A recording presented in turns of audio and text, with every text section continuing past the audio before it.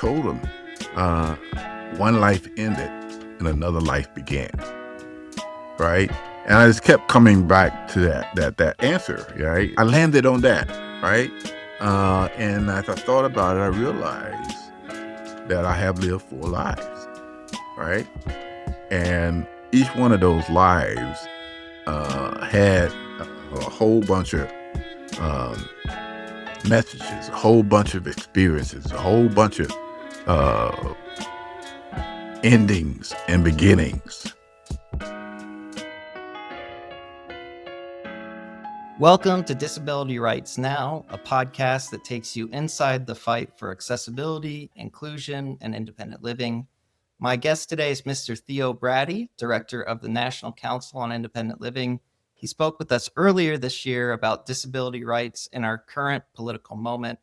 And he's back because he's written a new memoir called From Shack to the White House.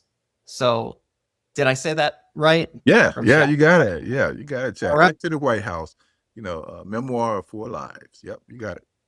All right. So, Mr. Braddy, thanks so much for joining me. Thank you for inviting me. Of course, of course.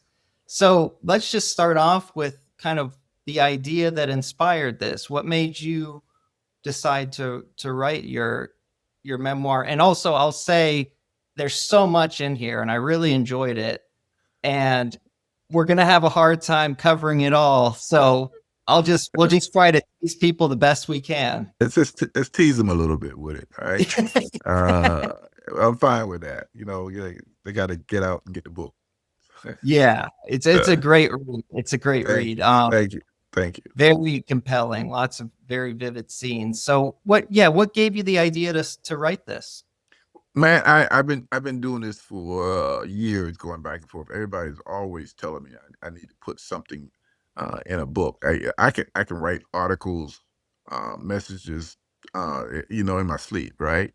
I just had a struggle with writing my book, right? And everybody always say, you got to put it in a got to write a book. Got to start putting these in the book. My wife, she write books, in a week. She have a whole book done. She got about maybe 15 books written already, right? And I envy her because it just take me a long time. And but I knew it was time when the Biden administration ended. It gave me an end, right, that I can write about. Right, doesn't mean that's just going to be the only book I write, but that Biden administration was so impactful. I felt that was a good conclusion for a book. Right, I started off with a whole nother title. Really, I was going to call it Theo Greatest Hits. Right. And the reason I wanted to call it that is because in the book, you're going to learn that I had my football accident at age 15, and it was due to a hit that just changed my life, right? That one hit. And all throughout my life, I had other hits that put me in a different direction, and I was going to go off of that.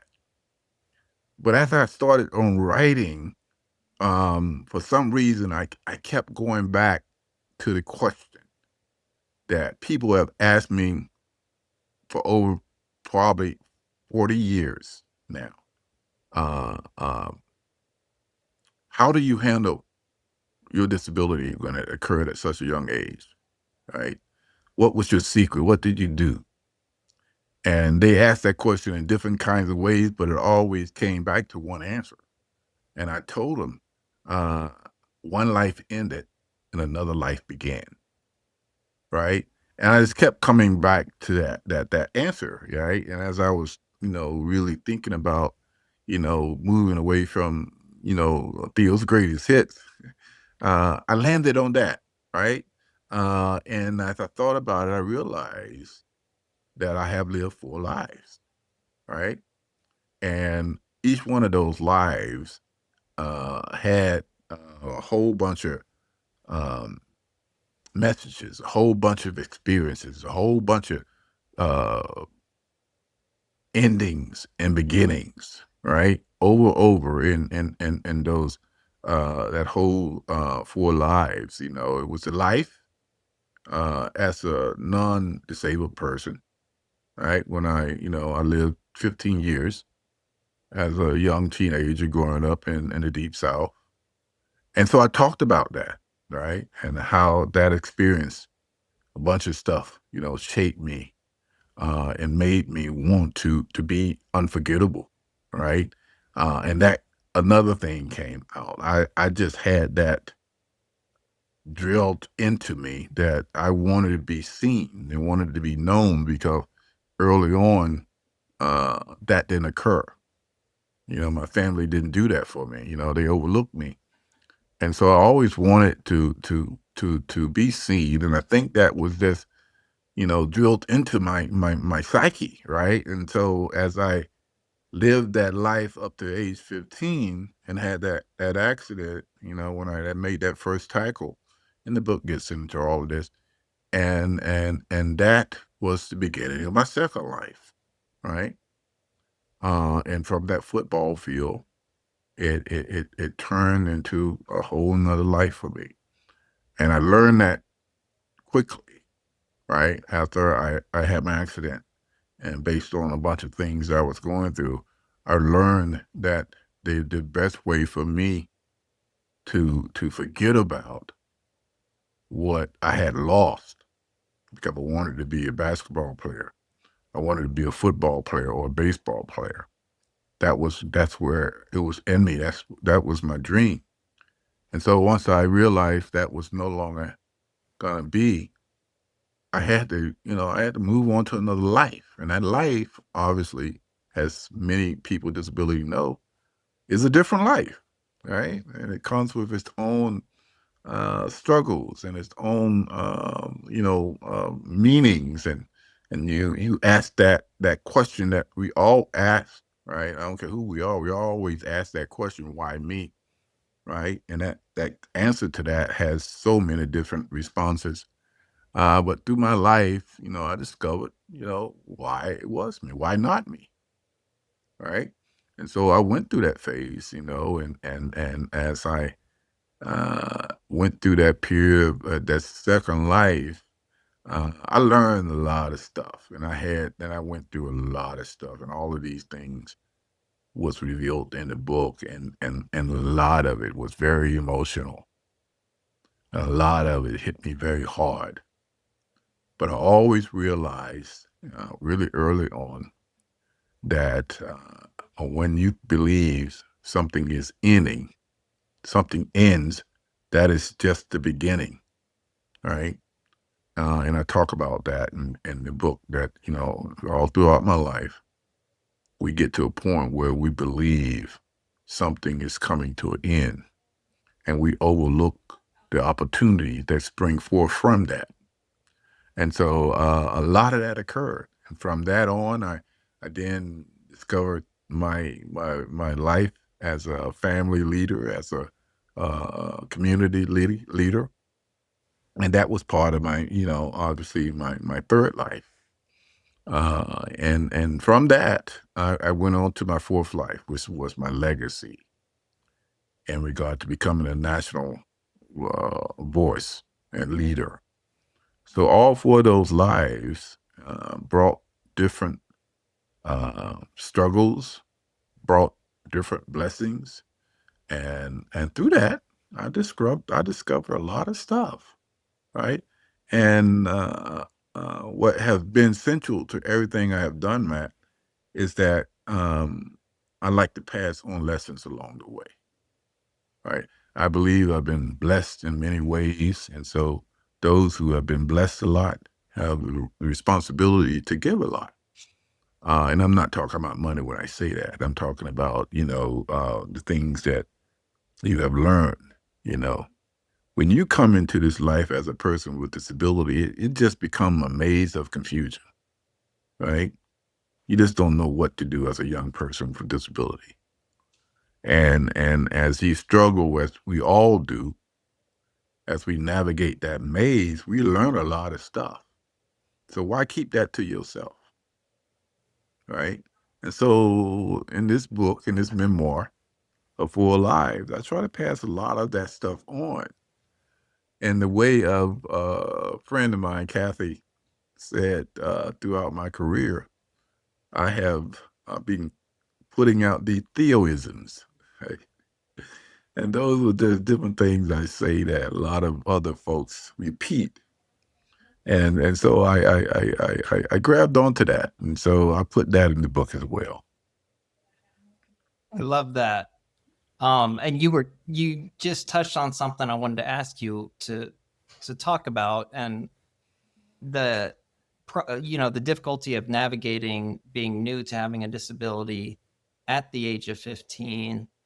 There's a really just heart-wrenching part of you going back to school and having the double difficulty of it not being accessible at all, but then also feeling excluded from your friends and being ignored by your friends. And so I just wanted you, it's like really a crash course in ableism right there. Mm-hmm, mm-hmm, Uh, mm-hmm, mm-hmm. I wanted you to kind of reflect on that, if you don't mind, about what that was like as a 15-year-old. Yeah, yeah. That was the hard part to write. It really was. I didn't want to. I sort of quickly went into it and quickly came out of it because I didn't like writing about it. But after coming back home, I spent almost a year in different rehabs and so forth. Back then you stayed in the rehab a long time. Now they don't play that, to get you out of there. But back then I was away from home and my friends for a long time, and we lived in a small town. It was about 2,200 folks, and so that accident just was major news, right? And so I attempted after I finally got back home, I attempted to go back to school, but it was so traumatic. I just sat there and I was just one of those things people looked at, right? Like, being in the circus, you the circus act, and there's people just looked at you and they were just, so afraid to say stuff to me, and they didn't know how to react to me. And as a teenager, all of those things affect you in a major way. You don't, everything is heightened, right? And so that's what it was. I was just um, such big news, such talk of the class, and I did it one day once I got back home. The teacher tried to make it work. I could see her effort, but none of my class. I was a very popular kid, very popular athlete in school. I was really getting into my own when all of this happened, and for that to then to be reduced to sitting in the corner, right? Um, Everybody quietly talking about me, but it wasn't that quiet, right? And so it was traumatic. So I went home and I begged my mom not to let me go back. I don't even know why she listened to me, but she did. And I never went back. mm, wow. Now, was they trying to be mean spirited? No, I never put that on to them, right? They just didn't know, right? They never encountered it before. They didn't have any experience, and what we don't know about, we fear, right? And so I didn't want to be that. I knew that even back then before I even entered into this disability movement, disability justice. I just knew I didn't want to be that person. Well, yeah, and that's a great point, that it wasn't necessarily them trying to be cruel, but and it also, that point makes it clear that this is a societal issue because they didn't know what to do. Mm-hmm. It's a, if Mm-hmm. society wasn't so exclusionary, then it wouldn't have been, they probably wouldn't have reacted the way that they did, or Yeah, you know yeah, yeah, it, yeah, yeah. And you got to understand that. I too was struggling with what people believed to be true about me, right? I had an internalized ableism as well. Yeah, so I wanted to touch on one part, not one more part of your early life before we get into the advocacy journey, and eventually get to the White House. The the scene that's so vivid and disturbing, and I think a lot of people, and relevant for today, is you being in that nursing home, uh, Mm. and hearing the screams, and it just being, and for you were 15 at that time, is that right? Yeah, probably close to 16, but yeah. Hmm. Yeah. So I mean, if you could just kind of talk about that and how that informed your advocacy work later on, because obviously that's still a big issue that people Hmm. aren't able to stay Yes. in their own homes. Yeah. Yeah. Yeah. I think I say this about 2 or 3 times in my book. You know, a nursing home is no place for a 15-year-old, right? For that matter, any kind of age limit in regard to, having other options other than a nursing home is the thing to go. It's the route to go. But at age 15, right?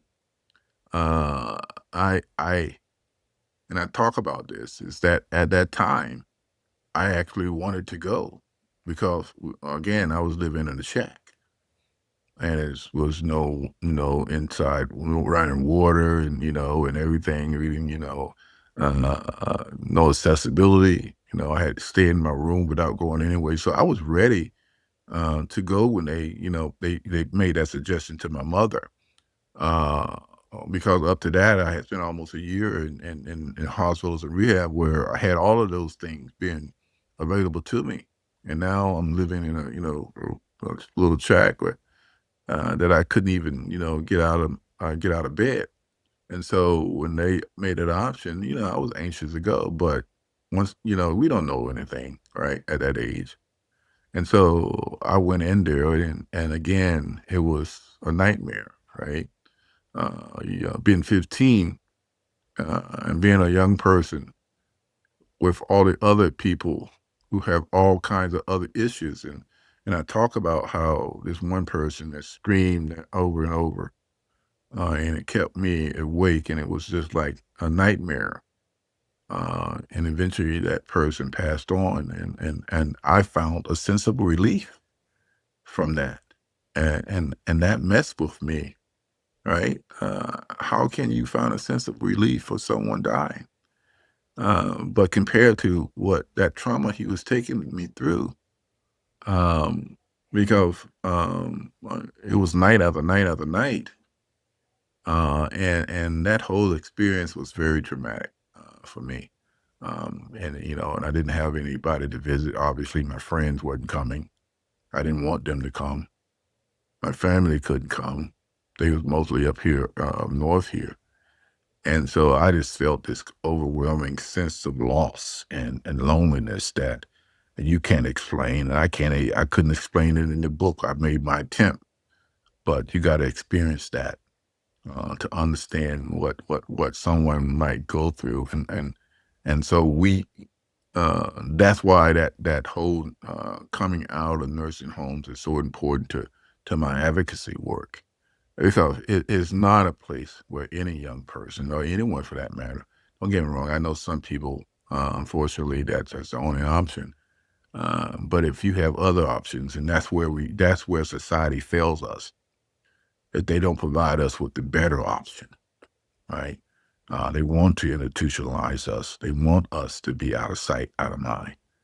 And so we face that. And so I draw from that experience, right? Knowing that, there's a better option. And what if, right? What if my family didn't save me? And I talk about this in the book. They literally saved me, right? They put their few dollars together and got me out of that nursing home. And oh, wow. And that changed my life, right? It put me on a course where there would not be a Theo as a family man, a Theo as a community leader, Theo as a national voice. they would have did that, right? Where would I be if that didn't occur? And another part of that, and I don't know if you remember a part of the book, and I don't want to tell too much of it, but when I was a student, I had visited a young lady who was in a quadriplegic, and I didn't understand disability at all at that time. And so that whole experience again left me with that mindset. Is that, man, I would never want to be that. I would never want to be a young person like that in a nursing home. But lo and behold, I became that. Wow.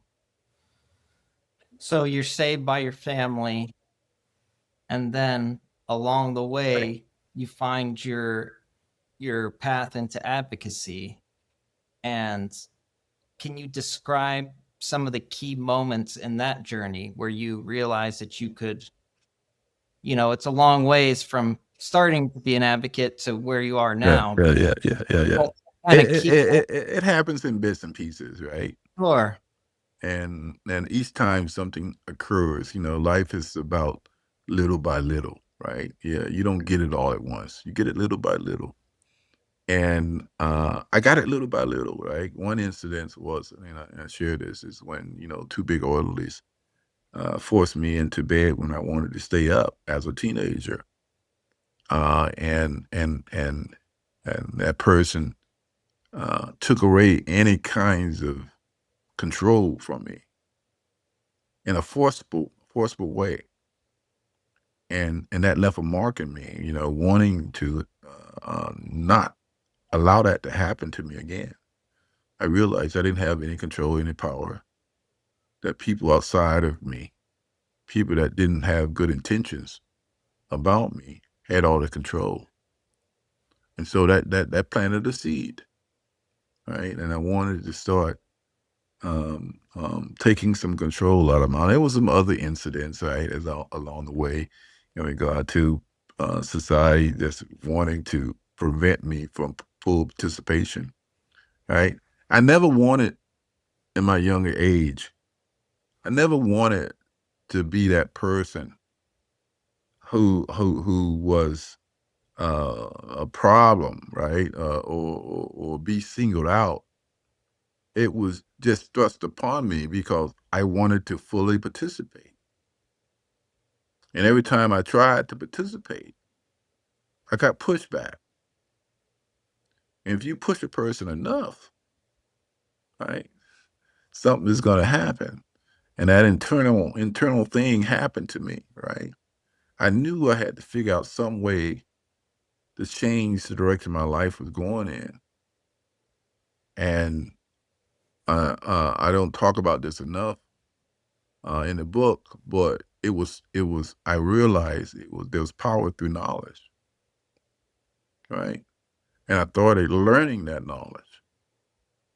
And once I got that knowledge and understanding that I do have some power based on knowing stuff, that was the beginning, right? One thing ended and another thing began. So could you kind of take us on an abbreviated journey of how you got from there to your public life and advocacy, from there to the director of Nickel, and where you're meeting with people like Alison Barkoff and getting in, lots of other great people, all getting into the White House, meeting President Biden, Vice President Harris. Like, how does one go on that journey? Well, it goes back to one pivotal moment. No, I talked about one, but this was a major one. And that when I was in Johnstown Rehab, they call it Hydrogen G. Andrews Center now. But back then it was Johnstown Rehab, and I was there. And it was a OVR sponsored training program where they sent you there for people with disabilities uh, from everywhere. I refer to it in the book as the Island of Misfits.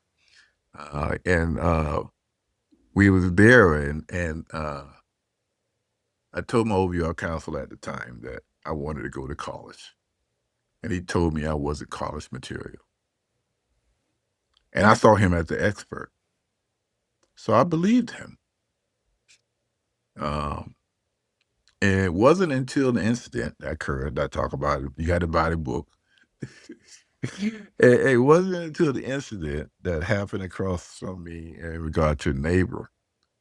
And I go really into detail with this, but bottom line is she grew up with me, and I saw her growing, and it hit me that if she can do it, I can do it, right?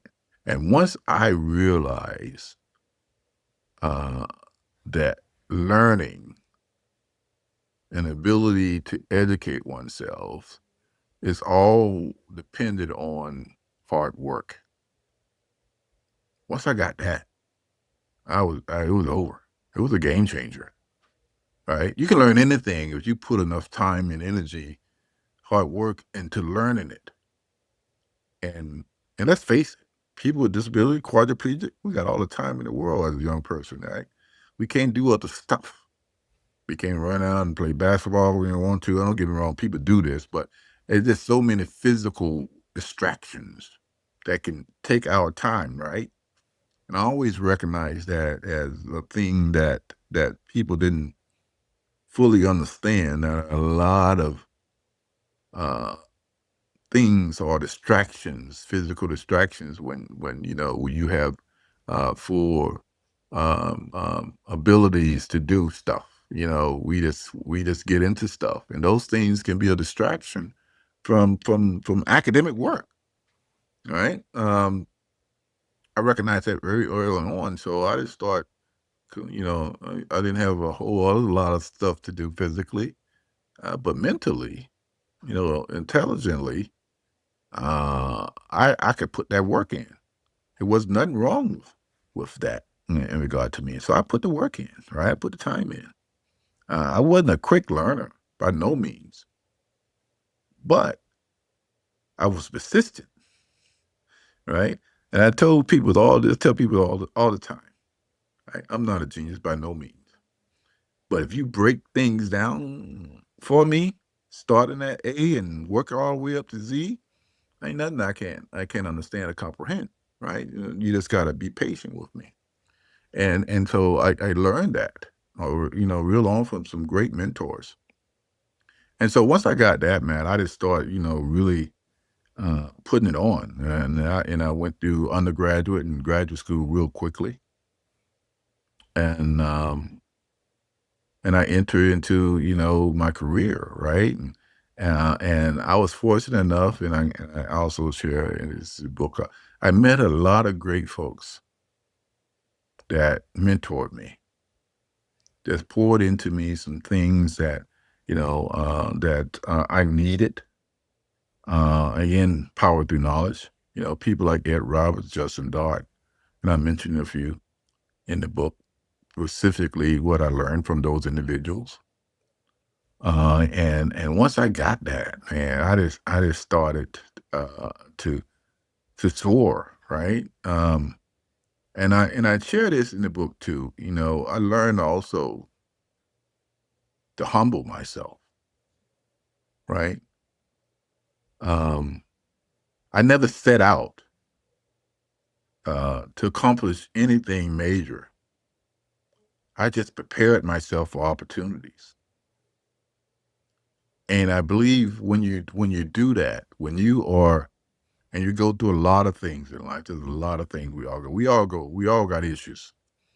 I don't care if you have a disability or not, we all got issues. And so I was um always reminded that if you put your effort, I don't care what comes at you, if you put your effort into helping other folks, good things will happen, right?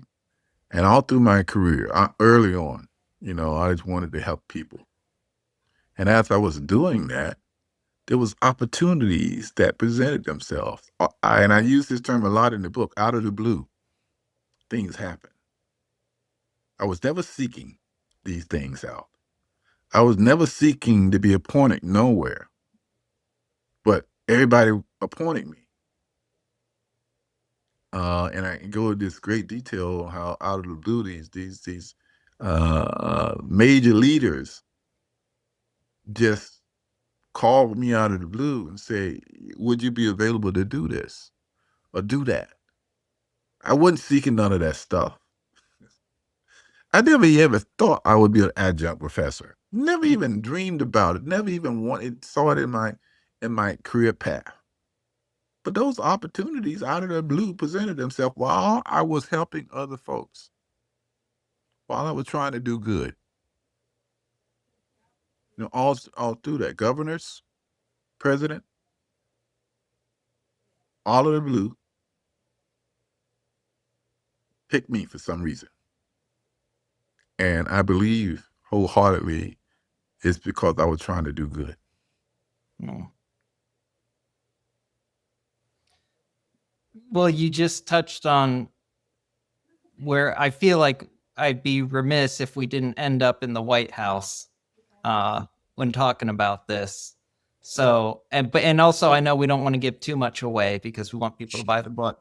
But can you just talk about what that experience was like of, you know, talking to Yeah, the vice yeah, president and yeah. Well, again, you got to recognize where I started.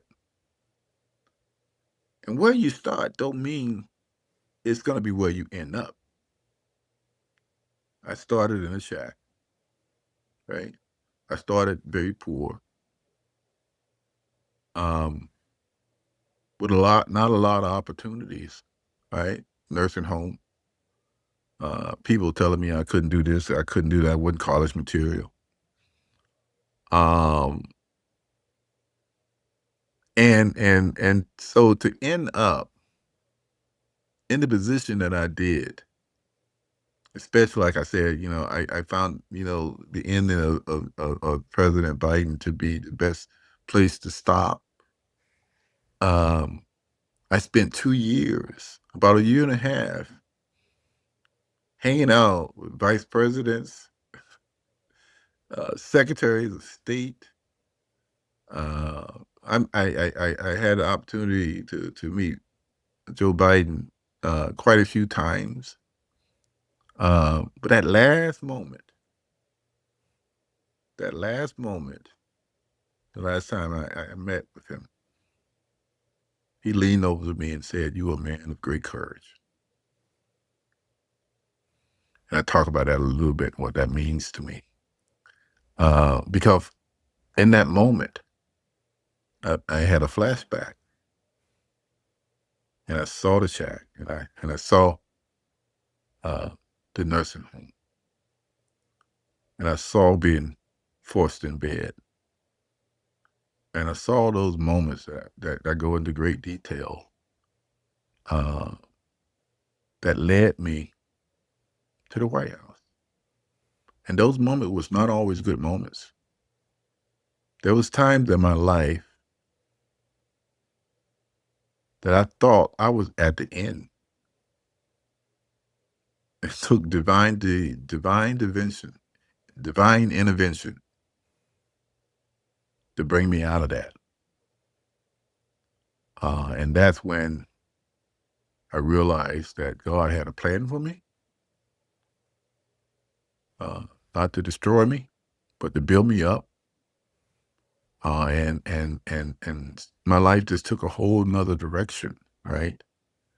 Um, I didn't say this, but I talk about it in the book that I blame myself for not having enough faith um, to be healed. Some elders of the church messed me up for a while, and I blame myself. It took me a while to come out of that. But once I did,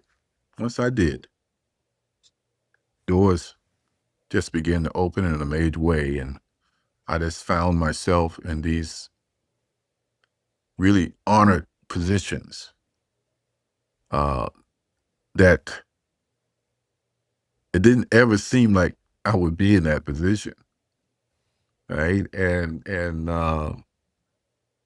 that surprised me. Right? As I look back over my life, I'm amazed how things just fell into place. That's why I felt I had to put it on the paper. Right? That's why I had to put it into a memoir, and so I'm hoping that those words that I finally put down on paper would be a blessing to somebody else, and learn that if I can do it, a poor black guy from the deep south, if I can do that, anybody can do it. Absolutely. Wow. Well, I think that's a great note to end on, Theo. Thank you so much again for your time and for the effort and you put into writing this book, because I think you're right. I think it's going to benefit. Well, it benefited me, and I think it's going to benefit some others. So I appreciate it. Yeah, my pleasure. And again, hopefully, you put where the book can be purchased at. I'm sure you will. And there's going to be a number of events, and then I will let people know where I will be, having, signings. You can get an autograph a version of it, and have a conversation with me. I love meeting people. I do. So stay tuned for all of that. Absolutely. Yeah, I'll put all those links that you send over. I'll put them in the notes so people can follow up and stay in touch. So, all right. Well, thank you, Mr. Theo. It was great talking to you again. Yes, sir. Thank you. God bless.